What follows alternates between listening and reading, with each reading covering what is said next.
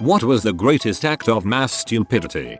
How about the people in 18th century England who, during a boom in the stock market, in the light of a bubble in the price of the South Sea Company, invested in a company for carrying on an undertaking of great advantage, but nobody to know what it is, the man of genius who essayed this bold and successful inroad upon public credulity, merely stated in his prospectus that the required capital was £500,000, in 5,000 shares of £100 each, deposit £2 per share. Each subscriber, paying his deposit, would be entitled to £100 per annum per share. How this immense profit was to be obtained, he did not condescend to inform them at that time, but promised that in a month full particulars should be duly announced, and a call made for the remaining £98 of the subscription. Next morning, at 9 o'clock, this great man opened an office in Cornhill. Crowds of people beset his door, and when he shut up at 3 o'clock, he found that no less than 1,000 shares had been subscribed for, and the deposits paid.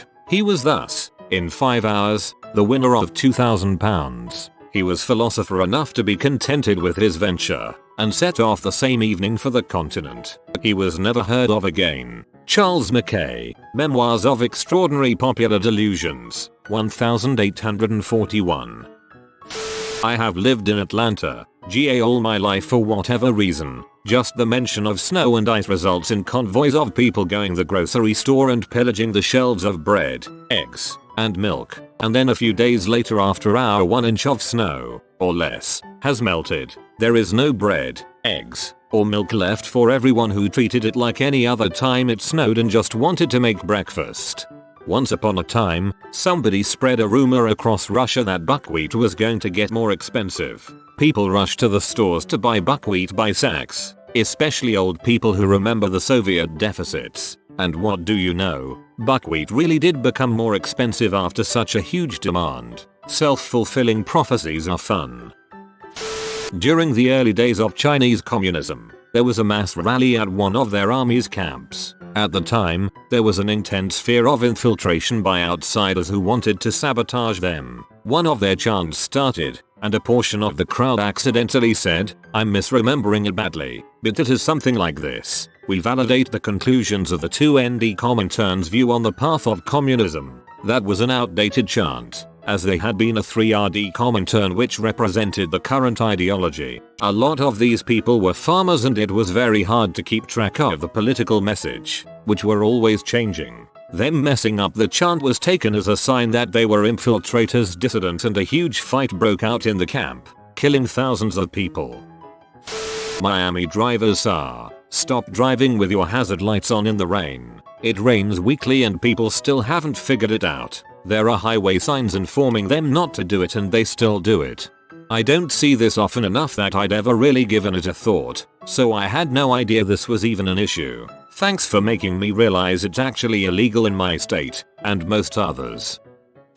Some fast food restaurant came out with a third pounder to compete with McDonald's quarter pounder. It didn't sell well because people thought it was smaller since 3 is less than 4. A&W had the 1/3 pounder. A bunch of people believed an African priestess when she said that if they sacrificed all of their cattle then their dead ancestors would rise from the grave and help them fight off the British colonizers. I'll let you guess what happened. The Austin gas shortages. After Hurricane Harvey, Texas went into a panic about gas shortages. Experts tried to quell that fear by explaining that there would not be a gas shortage. Austin, TX did not listen. There were lines. People were stocking up on gas. And as a result, we ran out of gas and prices soared sky high. Thanks, Austin. Most of South Texas reacted exactly like this. It affected cities as far north as Waco, which is still recovering from the crazy high gas prices. The spaghetti tree hoax. When the BBC ran a spoof news story about how spaghetti is grown from trees and thousands of Brits responded by planting spaghetti noodles in the ground to try to grow their own spaghetti trees. In 1958, Mao Zedong, the leader of the People's Republic of China, decreed that all the sparrows in the country were to be killed. He decided that China could do without pests like sparrows. Mao thought that sparrows ate too much grain and it seemed rational to him for all sparrows to be killed. According to Mao Zedong, sparrows were getting in the way of the economic development of the People's Republic of China. During the next 3 years, 45 million people died in a famine as a result of there being nothing to eat, the pests that destroy crops. There was a lot more to it than just that one spectacularly bad decision. The sparrow culling was simply one spectacularly bad decision that was part of an idiotically gigantic cluster of other spectacularly bad decisions that together created the crap show of a century and killed millions of people. In my middle school, every morning in the gym, all the kids would like to clap for no apparent reason other than to mess with the teachers. It made no sense to me whatsoever. Happened in our lunchroom. Eventually it got to the point where clapping during lunch got you silent lunch. Then a bunch of parents got involved. Witch trials. The more I think about them, the more depressed I get. En masse, we murdered women in one of the more horrific ways based on quite literally nothing. There was no evidence obviously. There was no proof obviously. There was just mass stupidity. A grad student at my school wrote an amazing in-depth account into how almost everyone killed led to land consolidation by a select few wealthy owners. A&W's 1-stroke 3-pound burger. Even though people thought it tasted better and it was bigger than McDonald's quarter pounder, it flopped because people thought 1-stroke 3 was a smaller fraction than 1-stroke 4. Wait until I release my 1-stroke 5-pound burger. Anytime you have a big group of people trying to decide what and where to eat, where do you guys wanna eat? IDK, I'm down for anything. Anyone want to try that Italian place? EHH, I just had Italian. How about Chinese? I'm okay with Chinese if that's what everyone else wants to do. Okay, does everyone want to do Chinese? Cause we don't have to do Chinese. We can do whatever, and on and on and on. Somebody just pick something. The way my friend group resolves this is that when someone proposes something, if you veto then you have to come up with the next suggestion. In good faith, generally we land at a compromise within 2 or 3 steps at most. Didn't the plague spread faster because all the people saw cats as a bad omen and killed them all, which made the rats able to run wild and multiply like crazy? Or is that a common misconception that has been disproven? I expected it to be in the top comments. I thought it was because that official saw that rats were becoming a problem, therefore putting a bounty on them, with the proof being the rats' tails. People started breeding rats for the bounty, causing a huge boom of rats. Vietnam War. Started the Ken Burns documentary on the US Vietnam War. The amount missteps, misreads and bad assumptions that led to that clusterfuck is truly amazing. The mad Roman Emperor Caligula ordered his legions and heavy artillery to stand on a beach. He then declared war against Neptune and ordered his men to collect seashells as war booty. There is a school of thought that this was not madness but asserting his authority over the legions, by saying basically you will do as I say no matter how demeaning it is. Burning the library at Alexandria not only was stupid, but it perpetuated further lack of learning. Double whammy of stupid. The Tulip Craze. There was a point where tulip futures were worth more than a house downtown. Most economic bubbles have at least some fundamental material asset that remains after the bubble burst, even if at much cheaper prices. But tulips being more than their weight in gold just because they were already expensive and people wanted to cash in? Come on, humanity. Anytime rumor gets out that there's going to be a gas shortage, then an announcement is made not to panic because there is no gas shortage. Then everyone drains the pumps, and now there actually is a gas shortage. H.G. Wells read his novel War of the Worlds out over the radio and people who hadn't heard the beginning believe they had tuned into a news broadcast and started losing their minds. Close, it was actor Orson Welles who read it. Around a year ago the United States was swarmed with news articles claiming that an underground cult of clowns was emerging and wreaking havoc on the world. Nothing of major significance, except for a few clowns being beaten up, came from it. Traffic.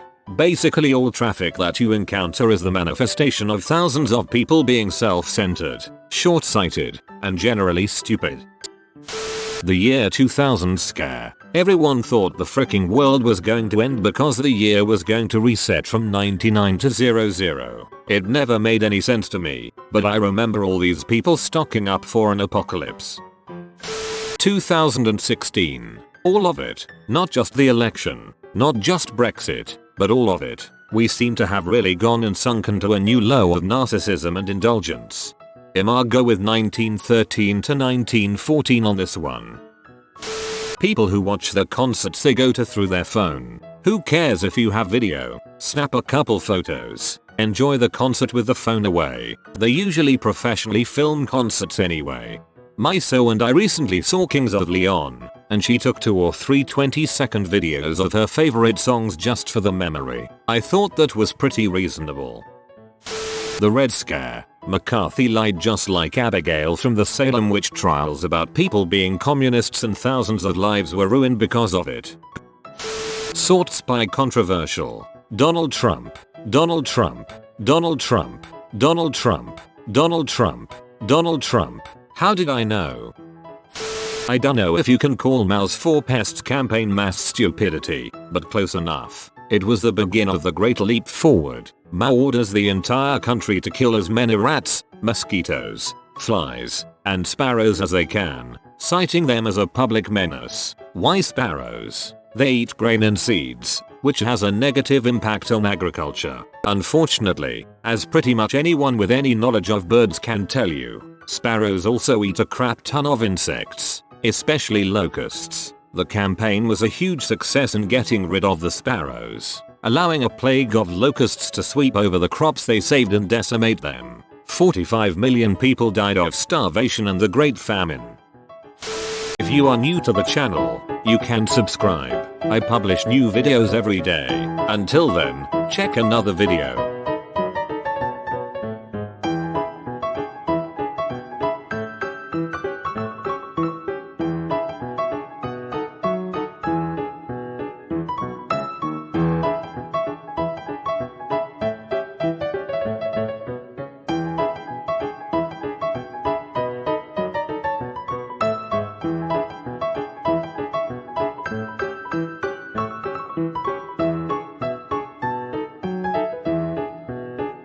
Bye for now.